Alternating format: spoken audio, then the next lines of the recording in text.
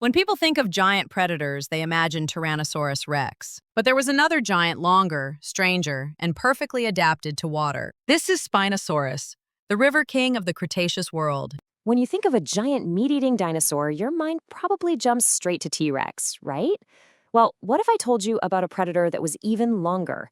One that didn't stalk the plains, but the massive river systems of ancient North Africa. Today, we're cracking open our illustrated guide to one of the greatest puzzles in paleontology, Spinosaurus, the true river king. Let's dive right in. To really get a handle on Spinosaurus, it helps to start with everything it wasn't. And you can really see that difference here. On one side, you've got the classic land-based powerhouse, T-Rex, with a skull built to crush bone. But on the other side, Spinosaurus. Its long, slender snout and cone-shaped teeth tell a totally different story. Its entire design just screams dominance, not on land, but in the water. So how in the world did this unique giant even come to be? Well, that brings us to chapter 1 of our guide, a different kind of predator. We're going to look at the evolutionary road that took Spinosaurus so far from the typical big carnivore blueprint and led it straight into the water. Yeah, this is the key to its whole family tree. Spinosaurus wasn't just some weird T-Rex, it was part of a whole separate family, the Spinosauridae. While all the other big carnivores were getting better and better at hunting on solid ground, this group just veered off. They adapted to take advantage of all the food swimming in the rivers. It was a specialist, you know? An apex predator in a completely different world. But figuring all this out was anything but easy. Let's turn the page to chapter 2 to see why. A puzzle of lost bones. Seriously, for the better part of 100 years, Spinosaurus wasn't just a dinosaur, it was basically a ghost story, a huge paleontological mystery. This timeline really puts that struggle into perspective. The very first fossils were found by Ernst Stromer way back in 1915. But then, in 1944, a total tragedy. The original, one-of-a-kind bones were completely destroyed in a bombing raid. For more than half a century, all we had left of this giant were Stromer's old drawings and notes. It's only been in the last couple of decades that new finds in North Africa have started to put the pieces back together. Can you imagine that? Trying to build a picture of an animal you've never seen using nothing but sketches that are a century old? That was the challenge for scientists, and it means that every single new bone fragment that's uncovered has the power to completely change how we see this animal. It's a dinosaur that is literally being rediscovered right before our eyes. Okay, so what have all these amazing new discoveries actually taught us? This brings us to chapter 3, which is really the heart of our guide, Anatomy of a River Hunter. We are going to take a guided tour of this incredible body, piece by piece, to see just how perfectly engineered it was for a life in the water. Let's start with the head. The absolute best way to think about the skull of a Spinosaurus is like a crocodile's toolkit. It's got this super long, narrow snout, but look where the nostrils are. They're set way high up on the skull. This is just a brilliant adaptation. It means it could have its mouth lurking just under the water, ready to hunt, while still breathing easily up at the surface. Super clever. And what's inside that snout? Nope, not the giant steak knives you'd find in a T-Rex. These were more like fishing spears. The teeth were cone-shaped and they interlocked perfectly.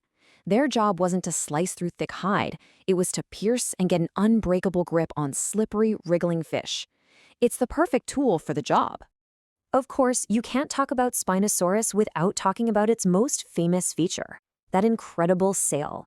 This thing was a giant structure made of ridiculously long spines growing right out of its backbone.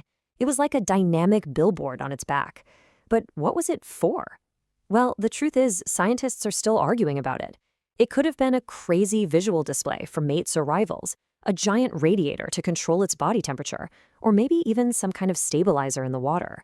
Now, this is one of the most exciting updates in the Spinosaurus story.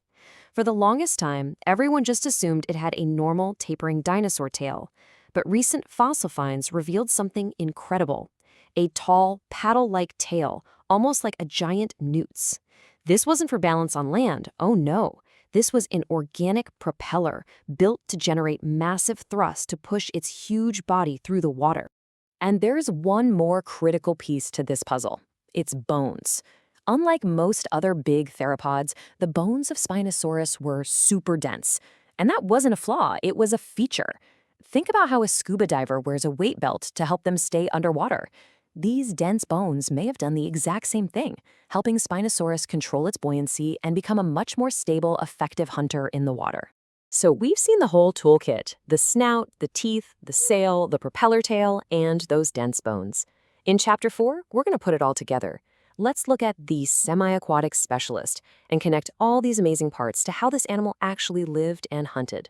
So paint the picture. How does a hunt actually go down? Well, first, Spinosaurus would use those powerful legs to wade into the shallow parts of the river. Then, a bit like a modern croc, it might have used special pressure sensors in its snout to feel the vibrations of fish swimming by. And finally, the strike. A lightning-fast snap of those long jaws and those interlocking teeth would make sure that slippery meal wasn't going anywhere. This whole hunting style points to it having a very specific job in its ecosystem. Spinosaurus was probably a shoreline specialist.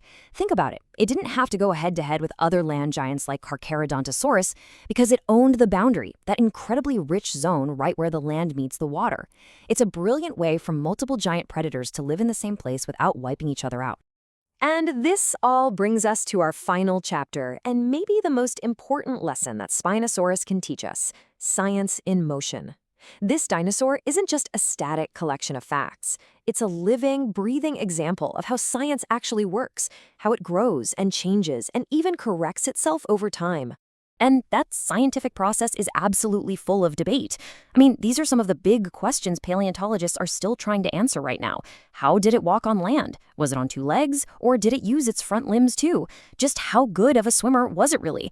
And what was the main purpose of that sail?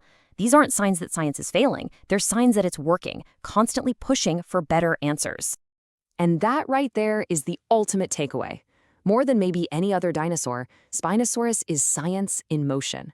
Our picture of this animal has changed so dramatically over the years, and you know what? It's gonna keep changing. Every new drawing, every new model, it's not the final answer. It's just a snapshot of the best we know right now. Which leaves us with one last really exciting thought. The story of the River King is still being written, one fossil at a time, out there in the deserts of North Africa. And so the biggest question of all is still hanging in the air. What on earth will the next discovery reveal?